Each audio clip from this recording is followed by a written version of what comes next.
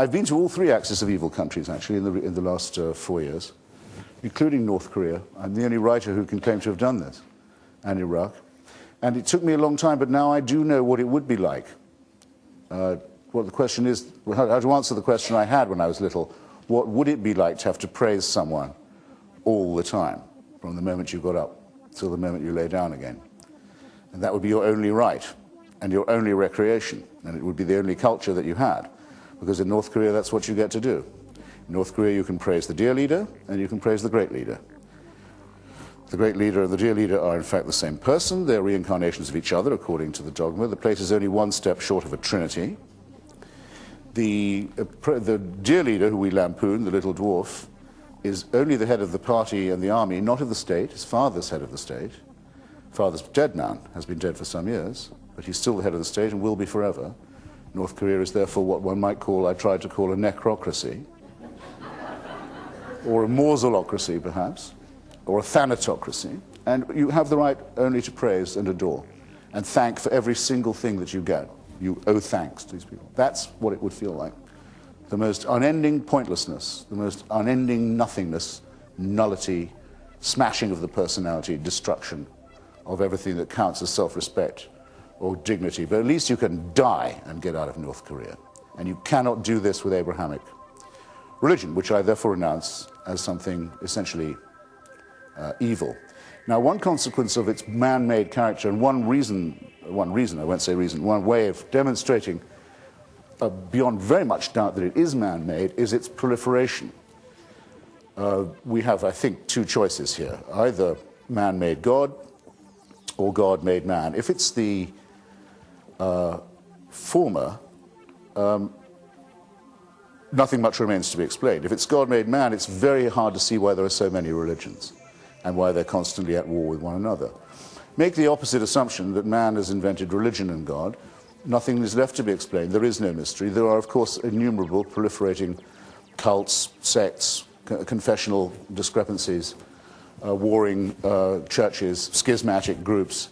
Most of the violence in Iraq, as we know, is not directed at our own brave soldiers and their allies among Iraqis, but at other Iraqis by other Muslims, who think it's cultural to blow up each other's mosques, something a secularist would never agree to do, to blow up, say, the Golden Dome at Samarra.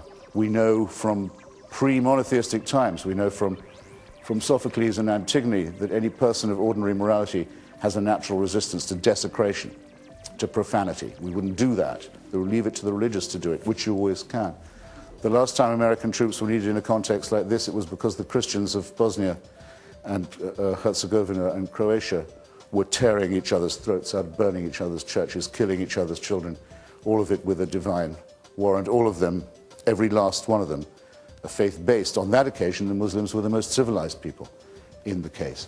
It doesn't make any difference. Almost everybody gets, as it were, their turn at bat to be the most intolerant among the religious. But to say that this is man-made, it seems to me to say something that's almost obvious. Now, I'm saying all this.